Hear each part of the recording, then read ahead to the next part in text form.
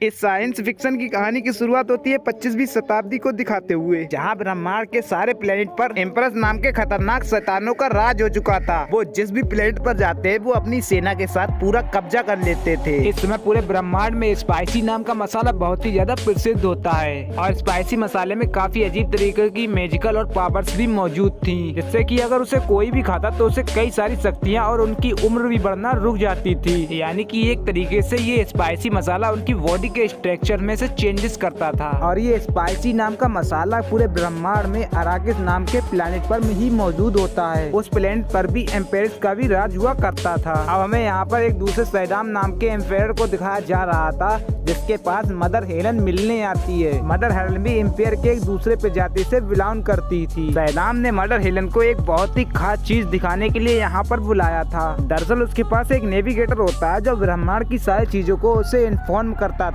सैदाम ने नेविगेटर को जब अपने पास बुलाया तो पता चलता है कि वो एक बहुत ही बड़ा क्रिएचर होता है, जैसे कि चिम्बन में बंद कर रखा गया था। दरअसल नेविगेटर पहले भी इंसान हुआ करता था, लेकिन स्पाइस नाम के मसाले को जिसके अंदर पावर होती है उसे ज्यादा डोज लेने के कारण नेविगेटर की ये हालत हो गई। लेकिन इन सारी चीजों के बाद उसका दिमाग बहुत ही ज्यादा तेज हो गया था। नेविगेटर सैदाम को बताता है कि तुम्हारे अपोजिट वाले एम्परर जो कि राजा लेटअप थे, वो बहुत जल्द से जल्द सैनिक सारे प्लेनेट पर कब्जा कर ले रहे थे और उनके हाथ को एराकिस प्लेनेट को निकालने का कॉन्ट्रैक्ट भी मिल चुका था। अगर ऐसा ही चलता रहा तो एम्परर रेटो आप सभी को बीट करके काफी ज्यादा आगे निकल जाएंगे। इसीलिए नेविगेटर सैदाम को एक एडवाइस देता है कि तुम राजा लेटअप के बेटे पोल को जान से मार दो, जिससे कि वो लोग कमजोर हो जाएंगे और तुम डोमिनेट कर जाओगे। और सैदाम ने भी यही करने का डिसीजन ले लिया था। और अब हमें यहाँ राजा लेटअप के बेटे को पोल को दिखाया जाता है, जो अराकिस प्लेनेट के बारे में सारी इंफॉर्मेशन इकट्ठा कर रहा था। पोल को तो ब्रह्मांड के सारे अलग अलग प्लेनेट को देखना बहुत ही ज्यादा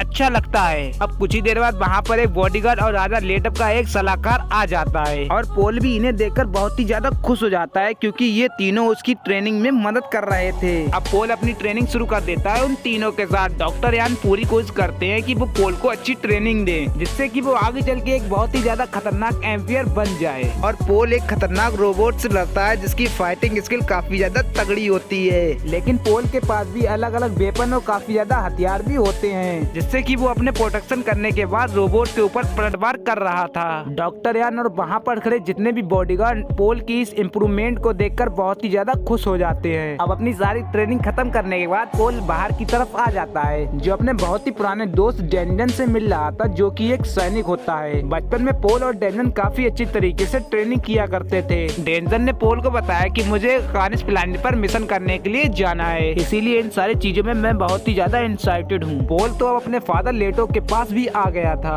और जो पोल को बता रहे थे कि हमारे हाउस को अराकिस प्लेनेट पर मसाले निकालने का काम दे दिया है। और ये शैतानी एम्पायर जिनका राज अराकिस प्लेनेट पर था, उन्होंने ये डिसीजन ले लिया होता है। यानी कि ये ठीक होता है कि उनकी नजरों में अच्छा बनना। पोल भी इन सारी बातों को देखकर खुश हो गया था और अब वो सोने के लिए चला जाता है कि अराकिस प्लेनेट पर अलग अलग विजन आ रहे थे, जिसमें कि उसे अराकिस प्लेनेट पर कुछ लोग दिखाई देते हैं और साथ ही साथ में एक लड़की भी दिखाई देती है।